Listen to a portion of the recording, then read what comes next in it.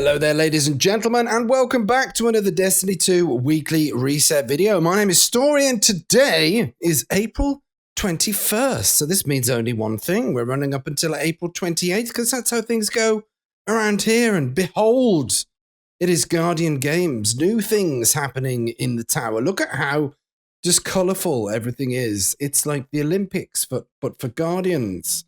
So I'm not going to spoil all the stuff here because we're going to have a separate video on this covering all of the shenanigans, the ins and outs. So this is about as much as you get to see in the Guardian Games in this weekly reset video because that's in a subject all of its own self.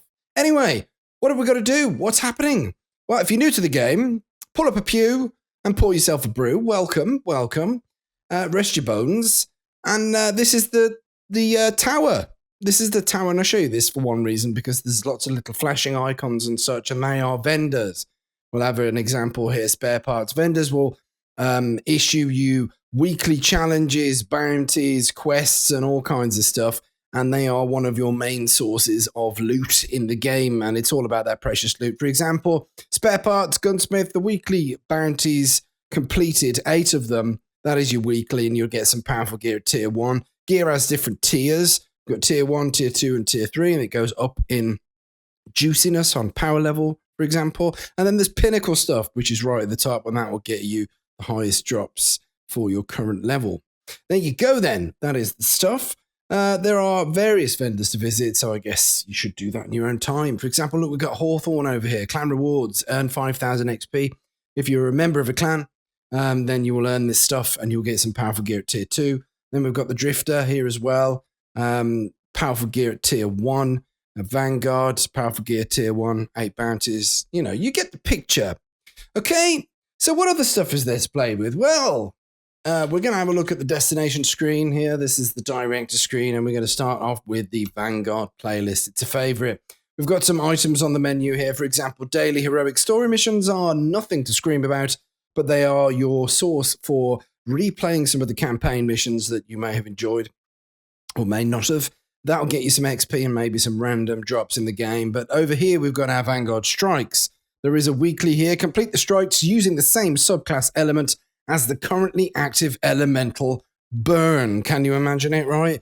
3 of those strikes completed with those attributes, and you get yourself pinnacle gear. It's been upgraded, unless that's total horrible misprint. But pinnacle gear from doing strikes, can you believe it? Is that real? Can I really believe my eyes? But anyway, what is the subclass element as the active element in burn business? Well, if you click on or click your button on your controller, you'll see that you've got Arc Singe. So you need to use an Arc subclass doing this playlist of strikes. So they get on your Arc subclass, complete 3 strikes, and you'll get your pinnacle gear. Then we've got, for the daily modifiers, this Arc Singe is with us for the week. Then we've got Blackout and Grenadier. These modifiers are there for the day. So there you go. Pinnacle gear from a strike, you say? Is that really a misprint? But anyway, there we go. Then we've got the Nightfall, the Ordeal. This is the big bad daddy-o of weekly PvE activities involving the strike playlist. So we've got complete the Nightfall Ordeal activities. Higher difficulties grant the most efficient progress. Okay, so run the Nightfall Ordeal over a couple of times and you'll get yourself powerful gear at tier 1. However, you can earn yourself some pinnacle gear by getting a team score above 100,000 points. It doesn't have to be above. It can be smack on the nail of 100,000 and you'll get your pinnacle loot. Now, there is some new stuff that's been added to the Ordeal. We've got a new difficulty level, Grandmaster. That is, the power recommendation for this is 1050. This is quite some heavy-duty stuff. And this is the list of modifiers here, as well as the rewards that you will happen upon getting. So that is a new level of business right there. That is going to be slightly tough. So your PvE gods are going to have something to flex your abilities and stuff with. Okay, then we've got our normal Nightfall playlist. Oh yeah, the Ordeal strike this week is the Insight Terminus. That is the strike. I did nearly forget there. There is the Grandmaster difficulty available right there. So I guess there's business as well. There you go. Right then, Nightfall strikes, normal ones, or the vanilla basic stuff. At 820 recommended power. We've got the Inverted Spire, the Will of Thousands, and Brood Hold. A couple of these strikes have got some specific loot that if you're after, you'll have to grind the strike over and over again. The more you do it, the more the chances of this said loot dropping will materialize, for example. Now we've got the Insight Terminus, the Inverted Spire, Trichromatica shell. This is an exotic shell, so if you're after that specific exotic ghost shell, then you'll need to grind this strike. Then there is the Will of the Thousand, so this will get you the Worm God Incarnation Transmat effect if you happen to grind this over. So, nothing in terms of guns or armor this week, but stuff. Brute Hold, it says unknown on the API, but we know that it hasn't got anything. Nothing's been added there, so there you go. That is the Vanguard playlist. I hope you have fun with that. So now we'll move on to Gambit. It is double infamy this week, or was it triple infamy? Either or, there is a bonus to infamy this week, so you can play Gambit and not only get your pinnacle gear, it says here, from just doing 3 matches of Gambit. Now that is across 2 of these playlists. We've got Gambit Normal, Gambit Prime Deluxe there. So you can get some pinnacle loot apparently from doing just your straight up Gambit list. This is a nice change. Very, very good indeed. We've also got the Reckoning activity here. Nothing particularly special from these other than the old Season of the Drifter weapons. They come in 3 tiers as well. That is a 1 to 4 person activity, although I highly recommend doing that with a 4 persons. The weekly burn is Arc Singe as well, and today's modifier is Brawler. Nice. So there you go. Then we've got the Crucible playlist. There's 2 types of playlists in the Crucible playlist, if I can English. We've got the Rotator matches, which this week consist of Team Scorched and Lockdown. Right? 4 of those games completed will get you powerful gear at tier 1. Then we've got the Core playlist, which consists of Rumble, Control, Elimination, Survival, Freelance Survival, and Classic Mix. 4 games completed in the Core games playlist types. We've got Pinnacle Gear for that. Can you believe it? So Pinnacle Gear is over the board, becoming more and more accessible. So there you go. There's also some private matches as well as Gambit private matches that you can get involved in if you love a bit of action with your friends and family and all that kind of stuff. What else is there to play with? Well, we've got a Flashpoint, and this week the Flashpoint happens to be on the Tangled Shore. What's a Flashpoint? Well, Spider, if you mamble,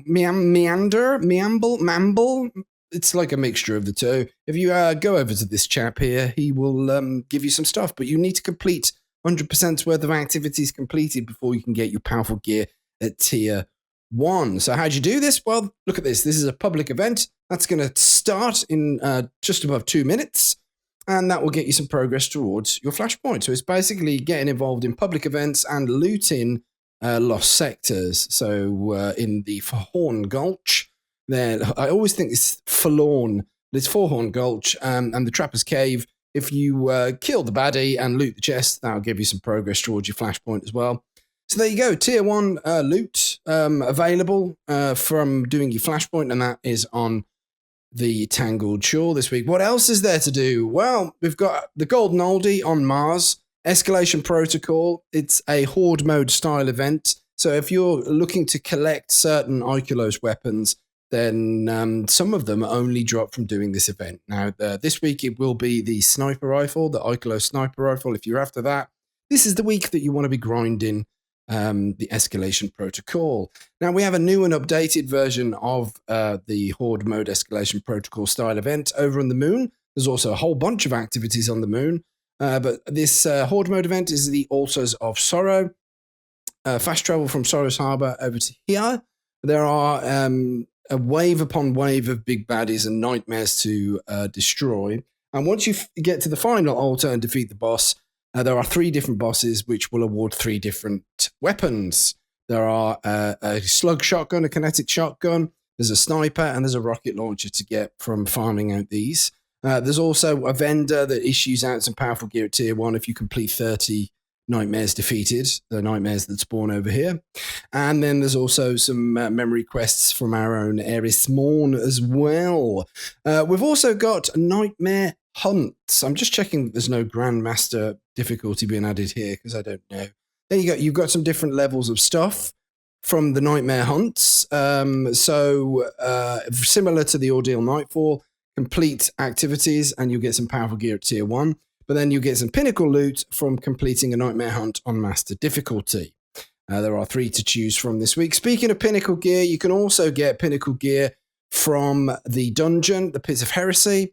Very fun. And of course, doing the Garden of Salivation raid with your friends. It's a 6-player activity right there. How's about that then? Isn't that fantastic? That is more or less all your business. There is some stuff at the Dreaming City, some golden oldie business. We've got the Ascendant Challenge over at the Gardens of Essila this week. Don't forget to go to Petrovenge and go and get your bounties to get involved in those activities.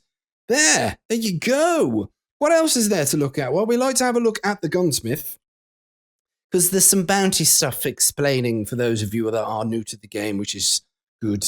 I'll do this for you every week. For example, we've got the Gunsmith here. He has weekly bounties, just like every other major vendor in the game. We have weekly bounties, daily bounties, and additional bounties. So the weekly bounties will get you XP Glimmer, an upgrade module, and helium filaments. Planetary resources, for example. And then we've got the daily bounties, which will award mod components and an enhancement core. Very handy for upgrading your bits and pieces. And then additional bounties, which will award Glimmer. However, the Crucible vendor, as well as the Vanguard and the Drifter over for Gambit, will award Bright Dust. So if you're looking to get some cosmetics in the Eververse store, which we're visiting in just a moment, that is the way to farm your Bright Dust so you don't have to spend your real hard-earned money on the stuff if you do not wish to do so. However, there are some other bits and pieces from the Gunsmith. We've got material exchanges, and then we have an armor mod and a weapon mod that he will sell daily. So if you don't like the look of these, which today's ones are grenade launcher reserves and counterbalance stock, if you don't like the look of them, these will rotate on the daily resets. That's once every 24 hours. There's also materials that you can exchange for other materials right there. So now we're going to polish up the video by having a look at the cosmetic store, the Eververse store. So let's have a look. New Guardian Games ornaments coming into you, making you all excited. We've got Torchlight emote. Let's have a look at it. Light in the fire. Maybe you can get your marshmallow toasty emotes out there as well to combine with that. We've got an Underdog Guardian Games themed ship there. We've got the Shuffle and Scat. Bing, bing. I like the shuffle. I definitely do like the shuffle. I want to watch that again, actually. Ding, ding. There we go. We've got a high score emote as well. Oh, I nearly bought that by accident. 10.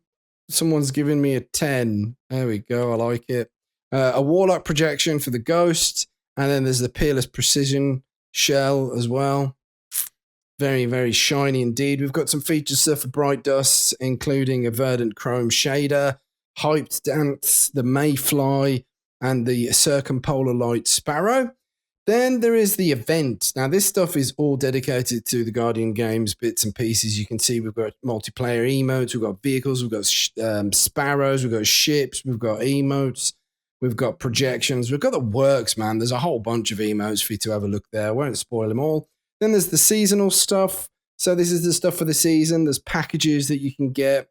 There's finishers, emotes, weapon ornaments, exotic ornaments, galore, as well as more emotes and, of course, ghost projections and all that kind of stuff. Then there's an archive, which is previous events. And not everything, like some of it will come here to be reintegrated into the flow, but not everything. So if there's anything that you're after for the season, make sure you get it now, because it may not come back again.